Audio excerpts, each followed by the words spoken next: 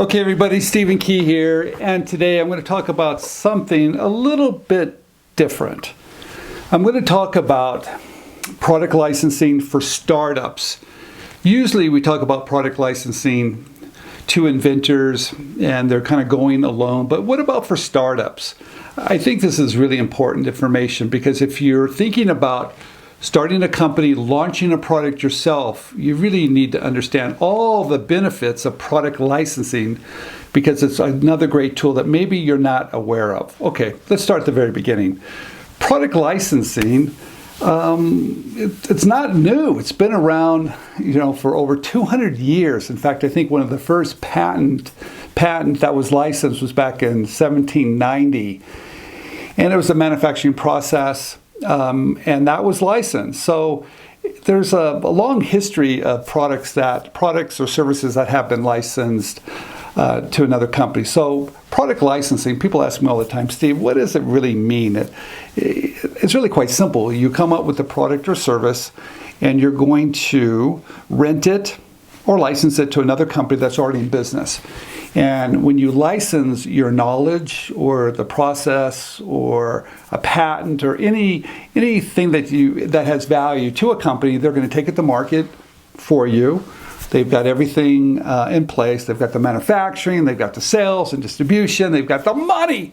They're going to put everything in place and take it to market for you, and they're going to pay you a royalty on each and every one of those things that they sell. So it's really quite a simple process, really. And what I like about it is really finding that perfect partner. So why is product licensing important for a startup? All right, let's start at the very beginning. Number one, and I have notes here because I have to put my glasses on because I've got some really good notes. Number one, it will reduce your risk and expense. Okay. Everybody knows that when you're going to start a company, there's a lot of risk here. There's a lot of unknowns, and it might take a lot of money and time and who knows what. And in some industries, it's just going to take longer. And if you know that maybe, just maybe, you might want to license that to a company that's already in business because of that expense and because of that risk and just time, that maybe you license it to a company that's already in business. You'll see that maybe in the medical field, maybe in the packaging, and maybe some other areas, maybe even technology. It's just better to find that partner that's already got everything in place.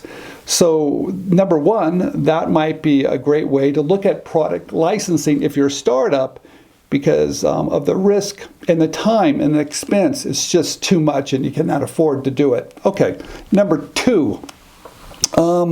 Leveraging your technology. Okay, I think this is kind of a really interesting strategy here. So let's say you come up with a new technology and you realize that you want to keep that core technology to yourself because you want to start a company around that core technology, but you're developing a lot of technology. Some of that other technology could possibly be licensed to another company that could generate income to help you with that core technology you have developed. That's right.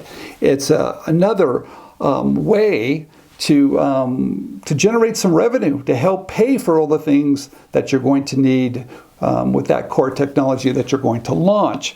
So if you understand that, when you start to file intellectual property, and that's number three, you guys, but especially let's stop on number two for just a minute. When I said leveraging your technology, and let me give you a case example. There's someone I know that learned about product licensing through the books and the YouTube videos that we did, and he licensed the power lock to, and James will put this up here, he licensed it to a company that now is manufacturing, selling it to just almost everywhere in the world. But he does a lot of it himself in Egypt. He has his own manufacturing facility. So he has retained some part of that core technology for himself. But by licensing, it's been another way of generating some revenue, but he's still involved. So that's where you keep some of the core technology, you manufacture yourself maybe in a different area, distribution channel, or maybe even territory, and then you license that technology out to other companies that maybe have some other strengths that you don't have. So that's a case study. But I want to talk about number three for a minute. because I think this is really important. Filing the correct intellectual property. Okay, if you understand that product licensing might be a tool that you might want to use if you're a startup, when you file that intellectual property, you're going to file it from a business perspective, meaning you're going to look at not only protecting your invention, but the innovation. And there might be some other parts of your innovation that you can license to another company. So if you keep that in mind when you're filing your intellectual property, that's going to provide you a strategy to have IP that could be important to license to somebody else. So, but the other part that I want to talk about, really understanding intellectual property for startups, because I don't really talk a lot about this. The number one thing, if you're a startup, and if you've done this type of homework and understand product licensing and how important it is to look at it from a business perspective, it's going to be easier for you to raise money, to find those partnerships, to convince someone that they should join your mission. So it's really important to have the big picture on your intellectual property of all the things you can do with it, because it is a very important tool to raise money and look at all the different revenue streams that you can possibly bring in. It makes a very compelling argument to those type of investors. Okay, so that's number 3 on my list. I want to talk about number 4 for just a minute. Speed to market.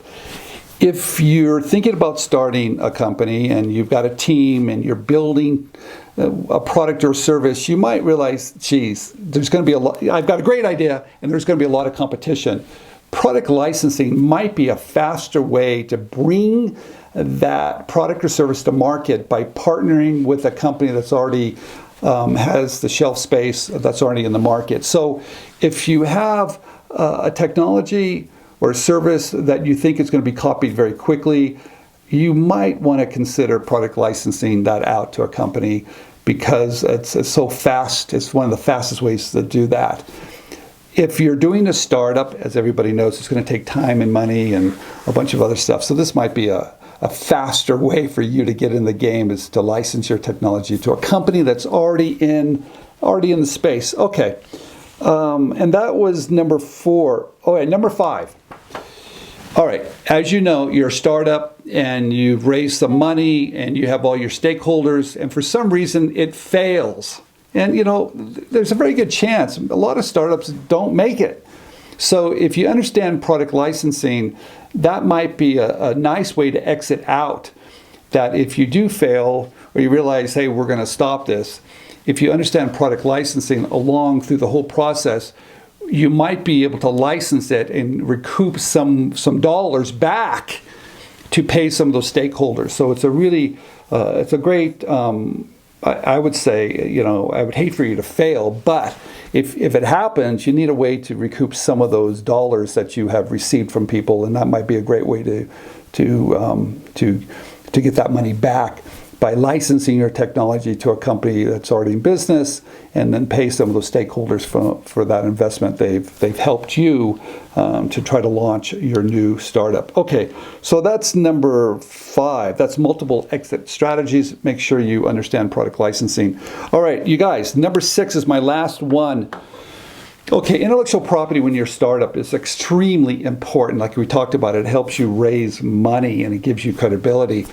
But it takes time and money to start that process. So there's another way that if you're a startup and if you understand product licensing, you might be able to license in to your startup technology that exists someplace else.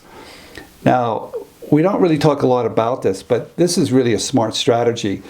If you have technology and you're trying to build, but there might be patents on other technology that you can license from other people to bring in quicker, and you could do it in such a way that's very cost effectively, you might be able to get in the game faster and start your startup a little quicker because you've got that intellectual property. And you can find IP technology in many different places. And the one place that you might want to look at is some of those research universities that have a lot of intellectual property at their tech transfer office that you might be able to license from them, because they're always looking for startups that need the IP to start companies. So that might be another way to start your startup a little bit quicker, by looking at IP that other people have, especially research universities. But there's also other companies that maybe they have technology they're not using, they want to license out.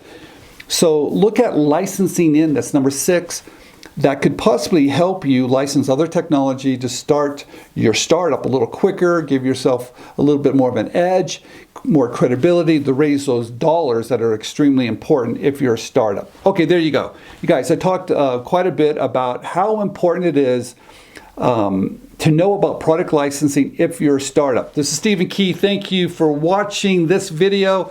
I'll see you next time.